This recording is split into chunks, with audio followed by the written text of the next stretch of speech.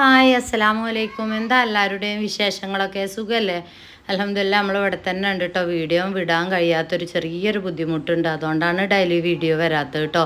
എന്നാലും റിഷാമോ ഇത് ചാനൽ ആദ്യമായിട്ട് ആരെങ്കിലും കാണണ്ടേ ഒന്നാണ് സബ്സ്ക്രൈബ് ചെയ്യോണ്ടി, ലൈക്ക് ചെയ്യോണ്ടി, ഷെയറും ചെയ്യോണ്ടി മാക്സിമം കേട്ടോ. ഇഷ്ടപ്പെട്ടാൽ പോണ പോക്കിലൊന്നങ്ങോട്ട് ലൈക്കും ചെയ്യോണ്ടി കേട്ടോ. പിന്നെ എന്താ മക്കളെ വിശേഷങ്ങളൊക്കെ? അപ്പം ഇന്നത്തെ പരിപാടി എന്താണെന്നായിരിക്കും അല്ലേ? ഇന്ന് ചെറിയൊരു ബിരിയാണി ഉണ്ടാക്കുന്ന പരിപാടിയാണ് കേട്ടോ. കുക്കറിൽ ബിരിയാണി ഉണ്ടാക്കുന്ന പരിപാടിയാണ്. അപ്പോൾ കുറേ ദിവസമായി ബിരിയാണിയും കാര്യങ്ങളൊക്കെ ഉണ്ടാക്കിയിട്ട് കേട്ടോ. എത്രയോ മുന്നേ ഉണ്ടാക്കിയ ഒന്നാമോ ഒഴിവും കാര്യങ്ങളൊന്നും കിട്ടലില്ല. അപ്പോൾ ഈ ലേഹവും എണ്ണയൊക്കെ ഉണ്ടാക്കണോണ്ടേ. അപ്പോൾ ചോറ് അവിടെ തിളപ്പിച്ച് ഊറ്റി വെച്ചിക്കണം കേട്ടോ. അതിലെ മസാല ഞാനൊന്നാണ് പൊടിച്ചെടുക്കട്ടെ എന്ന് കരുതിയാണ്ട് ഉള്ളിയൊക്കെ വാട്ടിക്കാണ്ട് അവിടെ വെച്ചും ചെയ്തിക്കണം കേട്ടോ. കുക്കറിലാണ് ഉണ്ടാക്കുന്നത് കേട്ടോ. ജസ്റ്റ് ഉള്ളിയൊക്കെ ഒന്നങ്ങോട്ട് വാടട്ടെ എഴുതിക്കാണ്ട് നേരെ 5 മണിയൊക്കെ അയക്കണം. അപ്പോഴാണ് ബിരിയാണി ഉണ്ടാക്കാനുള്ള പരിപാടി ഒരുങ്ങണേ തന്നെ കേട്ടോ. പിന്നെ എല്ലാവരും പോസ്റ്റ് വഴി പോരും കേട്ടോ. ഒത്തിരി ക്ഷമിക്കോണ്ടി കേട്ടോ. ഒന്നാമത് ഇങ്ങൾക്കൊരു ബുദ്ധിമുട്ട് വരുത്തണ്ടെന്ന് കരുതിയിട്ടാണ്. DTDC കൊറിയറിൽ ഇപ്പോൾ കുറച്ച് ദിവസമായിട്ട് പോലെ നെറ്റ്വർക്ക് പ്രോബ്ലമാണ്. അപ്പോൾ 5 ദിവസം 6 ദിവസം കഴിഞ്ഞിട്ടൊന്നും കിട്ടണില്ല ലേഹല്ലേ. അപ്പോൾ എനിക്കൊരു പേടിയുണ്ട് കേട്ടോ, കംപ്ലൈൻറ്റ് വരുമോ എന്ന് കരുതിക്കാണ്ടേ. അപ്പം ഞാൻ തൽക്കാലം നിർത്തി വെച്ചേക്കണം. അപ്പോൾ നമ്മൾ പോസ്റ്റിലിടാം, നിങ്ങൾക്ക് ഇനിയൊരു ബുദ്ധിമുട്ട് വേണ്ട. പോസ്റ്റിലിടുമ്പോൾ ഒരു പ്രത്യേകത എന്താ ചോദിച്ചു കഴിഞ്ഞാൽ വീട്ടിൽ കൊടുന്നേരും കേട്ടോ.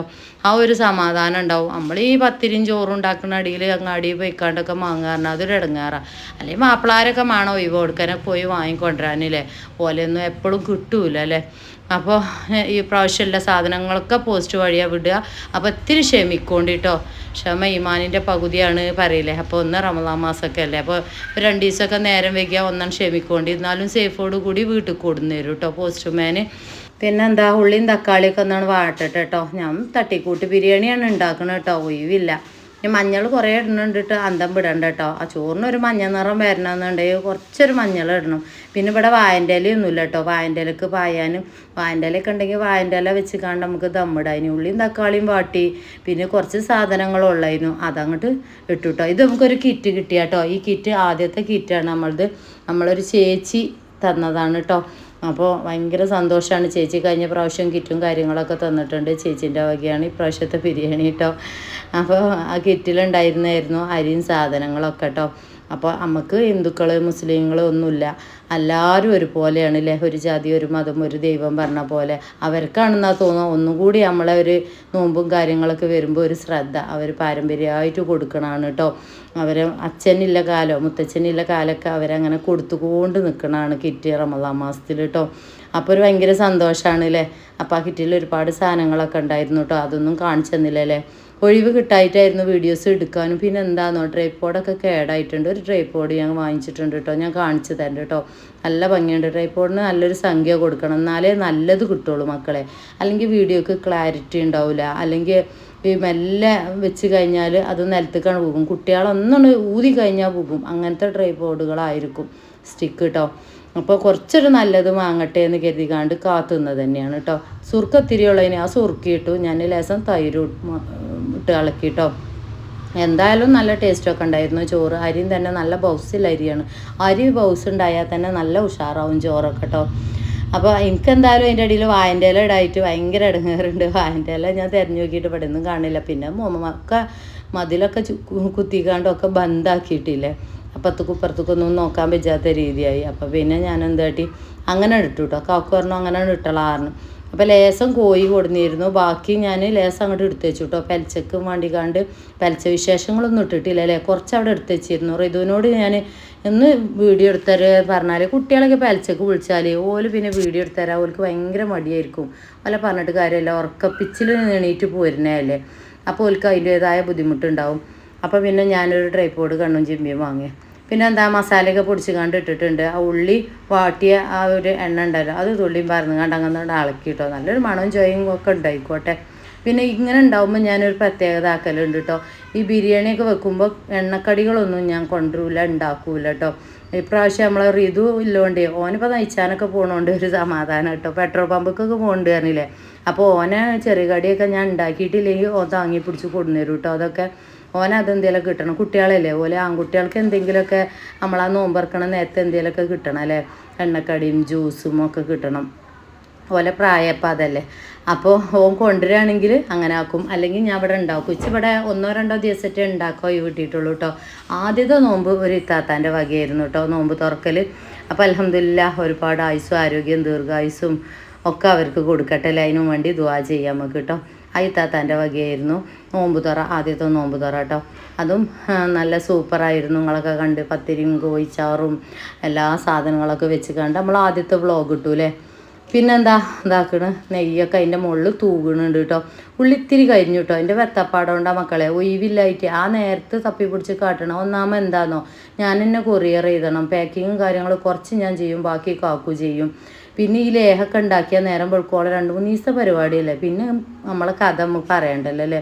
പിന്നെ ആ സ്റ്റിക്കർ എല്ലാവരും ചോദിച്ചിരുന്നു കേട്ടോ. അത് സ്റ്റിക്കറാണ്, ടൈലല്ല കേട്ടോ മക്കളെ. ഇന്നലത്തെ മിഞ്ഞാത്ത കമൻറ്റിലൊക്കെ ഉണ്ട്, റിഷ അതെന്താ സാധനം, അത് എന്താ ഒട്ടിച്ചതാണോ ഒക്കെ ചോദിച്ചിരുന്നു കേട്ടോ. അത് ഞാൻ മീഷോയിൽ നിന്ന് വാങ്ങിയാണ്. ഞാനൊരു വീഡിയോസിൽ പറഞ്ഞിട്ടുണ്ട് 160 ഉറുപ്പ്യ ആ ഒരു 3 ബോർഡിന് കേട്ടോ. അത് നമ്മൾ അങ്ങേ തല തൊട്ട് ഇങ്ങേ തല വരെ ഉണ്ടായിരുന്നു. പിന്നെ ഞാൻ ആണിട്ട് മേടായിട്ടാണ് അടിഭാഗം ആ ഒരു ചൂട് തട്ടിക്കാണ്ട് ചൂരിൻ്റുകാണ്ട് മേലേക്ക് കയറുന്നുണ്ട് കേട്ടോ. അപ്പോൾ അതൊന്ന് തൽക്കാലം ഒന്ന് ഒപ്പിച്ച് കൂട്ടിയാണ്, എല്ലാം ഒപ്പിക്കൽസാണ് അല്ലേ. ഇപ്പോൾ റമദാന് 6-7 ആയില്ലേ. അപ്പോൾ അടുത്ത നോമ്പിന് ആരൊക്കെ ഉണ്ടാവും എന്നൊന്നും പറയാൻ പറ്റൂല അല്ലേ. എല്ലാവർക്കും ആയുസ്സും ആരോഗ്യം ദീർഘായുസ്സിനും ഒക്കെ റബ്ബ് നീട്ടിട്ടേറ്റ എല്ലാവരും പ്രാർത്ഥനയിൽ ഉൾപ്പെടുത്തുകൊണ്ട്, എൻ്റെ പ്രാർത്ഥനയിലും ഞാൻ നിങ്ങളെപ്പോഴും ഓർക്കലുണ്ട് കേട്ടോ. എല്ലാവരും ഒരാളെ പേര് മാത്രം പറയണില്ല. ഒരുപാട് വിഷമിച്ചിരുന്ന കഴിഞ്ഞ നോൽപ്പിനെ താങ്ങി പിടിച്ച് പൊന്തിച്ച ആളുകളാണ് നിങ്ങളൊക്കെ. അധികം ഊർജ്ജത്തോട് കൂടിയിട്ട് തന്നെ സ്വന്തമായിട്ടൊരു ബിസിനസ്സൊക്കെ തുടങ്ങി അതിൽ നിന്നൊരു ഏണിങ്സും കാര്യങ്ങളൊക്കെ കിട്ടിക്കാണ്ട് അൽഹംദുലില്ലാ മക്കളെ ഭക്ഷണം കാര്യങ്ങളൊക്കെ റാഹത്തായി പോകുന്നുണ്ട് കേട്ടോ. പിന്നെന്താ വെച്ചാൽ നമ്മൾ പറ്റ തളർന്ന് നിൽക്കുന്ന സമയത്ത് നമ്മൾ എന്ത് ചെയ്തിട്ടും കാര്യമില്ല, നമ്മളെ തലയിൽ കയറൂല. ഒന്നും ഇങ്ങോട്ട് ഒരു ജീവൻ വെച്ച് കഴിഞ്ഞാലാണ് ഒരുപാട് നമുക്ക് എന്തെങ്കിലുമൊക്കെ നേടിയെടുക്കണം എന്ന് തോന്നുള്ളൂ അല്ലേ. അങ്ങനെ തുടങ്ങിയാണ് എൻ്റെ എണ്ണൻ്റെയും ലേഹത്തിൻ്റെയും ഒക്കെ ഒരു ബിസിനസ് കേട്ടോ. ഓരോരുത്തർ പറഞ്ഞു തരും, അങ്ങനെ ചെയ്യണം ഇങ്ങനെ ചെയ്യണം. നമ്മളൊരു പ്രോഡക്റ്റ് ഇറക്കുകയാണെങ്കിലും നിങ്ങളെ കാര്യം കൂടി നമ്മൾ പരിഗണയിൽ എടുക്കുന്നുണ്ട് കേട്ടോ. എന്തൊരു കാര്യം എനിക്ക് നിങ്ങൾ മെസ്സേജ് ഇട്ടാലും അതുപോലെ ചെയ്യാൻ ഞാൻ ശ്രമിക്കലുണ്ട്. കാരണം നമ്മൾ എന്തൊരു പരിപാടി തുടങ്ങുമ്പോഴും ഞാൻ പഠിച്ചിടത്തോളം കാലം എന്താ വെച്ച് കഴിഞ്ഞാൽ നമ്മൾ ഈ കസ്റ്റമറെ കാര്യങ്ങളും നമ്മൾ ശ്രദ്ധിക്കണം. ഓലല്ലേ കഴിക്കണത്, ഓലല്ലേ ഉപയോഗിക്കണത്. അപ്പോൾ അതിൻ്റേതായ രീതിയിൽ നമ്മളെപ്പോഴും ചെയ്യലുണ്ട് കേട്ടോ. ബിരിയാണി അവിടെ ദമ്മിട്ട് വെച്ചിരിക്കുന്നു കേട്ടോ. പിന്നെ ബത്തക്ക ജ്യൂസ് അടിച്ചിട്ടുണ്ട്, അതിൻ്റെ പുറമെ മുന്തിരി ജ്യൂസും ഉണ്ട് കേട്ടോ. 2 ജ്യൂസ് ഉണ്ട്.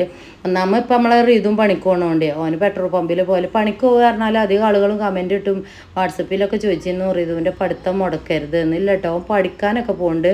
അവന് എക്സാമും കാര്യങ്ങളാണ്, മോഡൽ എക്സാമാണ് അടുത്ത മാസം, പബ്ലിക് എക്സാമാണ് കേട്ടോ +1-ൻ്റെ. അപ്പോൾ ഈ ഒഴിവ് ടൈമിലാണ് പോണത് കേട്ടോ. ഒഴിവ് ടൈം പറഞ്ഞാൽ സ്കൂൾ വിട്ട് കഴിഞ്ഞാൽ 4 മണിക്ക് പോയി കഴിഞ്ഞാൽ ഏകദേശം 10-11 മണിയാകുമ്പോഴൊക്കെ ഓന് സെറ്റായി പോരും കേട്ടോ. അല്ലെങ്കിലും അതൊക്കെ നല്ലതാണ്. നമ്മളെ കുട്ടികളെ ചെറുപ്പത്തിലേ അധ്വാനിപ്പിച്ച് ശീലിപ്പിക്കണം കേട്ടോ. ഞാൻ അങ്ങനെയൊക്കെ കരുതലുണ്ട്. എന്താ വെച്ച് കഴിഞ്ഞാൽ ഓലെ ഭാവി ഓലൊന്നും സുരക്ഷിതമാക്കട്ടെ. എന്നും ഉമ്മാനെ ഇപ്പാനെ അപേക്ഷിച്ച് കണ്ടൊന്നും നിൽക്കരുത്. പിന്നെ കുറച്ച് കഴിഞ്ഞാൽ പണ്ടൊക്കെ ഇനി മക്കളെ ഗൾഫൊക്കെ, ഇപ്പോൾ ഗൾഫൊന്നും ഇല്ലല്ലോ. പിന്നെന്താണെന്നോ കുറേ ചീത്ത കൂട്ടുകെട്ടുന്നൊക്കെ ഒരു മാറ്റം ഉണ്ടാവും. ഇതെന്താ കഴിഞ്ഞാൽ ഈ വൈകുന്നേരമൊക്കെ മരിവ് കഴിഞ്ഞാൽ മക്കളൊക്കെ അല്ലേ അങ്ങനെ അങ്ങോട്ട് പോകും ചങ്ങായിമാരപ്പം. അപ്പോൾ അതിനൊക്കെ ഒരു മാറ്റം ഉണ്ടാവും ഇങ്ങനെയൊക്കെ ജോലിക്ക് കയറിയാൽ. അപ്പോൾ അതും കൂടി ലക്ഷ്യം വിട്ടിട്ടാണ് അവിടെ പോയിക്കോട്ടെ എന്ന് കരുതിയത്. പിന്നെ ഓൻ്റെ പുസ്തകം കാര്യങ്ങൾ, പിന്നെ ചെറിയ ചെറിയ കാര്യങ്ങൾ, നോമ്പ് കാര്യങ്ങളൊക്കെ അല്ലേ.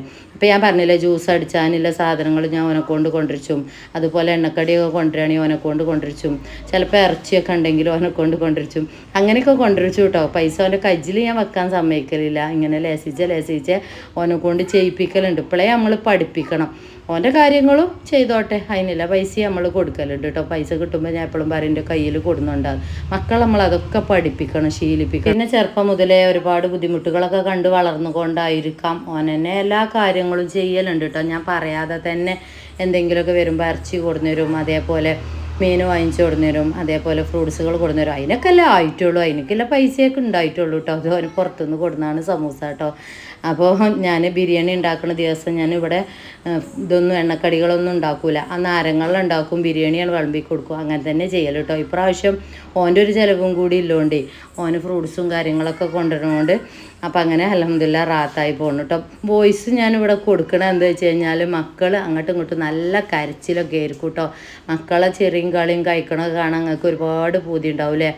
ഒരു ദിവസം ഇൻഷാ അല്ലാ കേട്ടോ ഞാൻ നല്ല രീതിക്ക് വീഡിയോ എടുക്കുന്നുണ്ട്. അപ്പോൾ ബാങ്കൊക്കെ കൊടുത്ത് ഞങ്ങൾ ഭക്ഷണമൊക്കെ കഴിക്കാം കേട്ടോ. റിതു അവിടെ ഇരിക്കുന്നുണ്ട്. തടി നന്നായിട്ടുണ്ട്, ഉഷാറായിട്ടുണ്ട്. ലേഹ്യം കഴിച്ചിരുന്നു കേട്ടോ. 2-3 ബോട്ടിലെത്തിയപ്പോൾ പിന്നെ ഞാൻ നിർത്തി. ലേഹ്യത്തിൻ്റെ പ്രത്യേകത എന്താണെന്ന് നിങ്ങൾക്ക് അറിയാം. തിന്നാൽ പിന്നെയും തിന്നാൻ തോന്നും. നല്ല ടേസ്റ്റ് ആയിരിക്കും. ഞാൻ വെറുതെ പറയണല്ലോ കേട്ടോ, വാങ്ങി കഴിച്ചോൽക്കൊക്കെ. ക്ഷേമോളി തന്നെ 2-3 ബോട്ടിലെത്തിയപ്പോൾ ഞാൻ നിർത്തിയോളാം. തടിയും കാര്യങ്ങളൊക്കെ ആയപ്പെട്ടോ. പെൺകുട്ടികൾക്ക് പിന്നെ അങ്ങനെ ഓവറായിട്ട് കൊടുക്കണ്ടല്ലോ, എന്തെങ്കിലും ബുദ്ധിമുട്ടൊക്കെ ഉണ്ടാകുമ്പോൾ കൊടുത്താൽ മതിയല്ലോ. പുതിയ വീഡിയോയും കാര്യങ്ങളൊക്കെ ആയിട്ട് വരാം. അസ്സലാമു അലൈക്കും.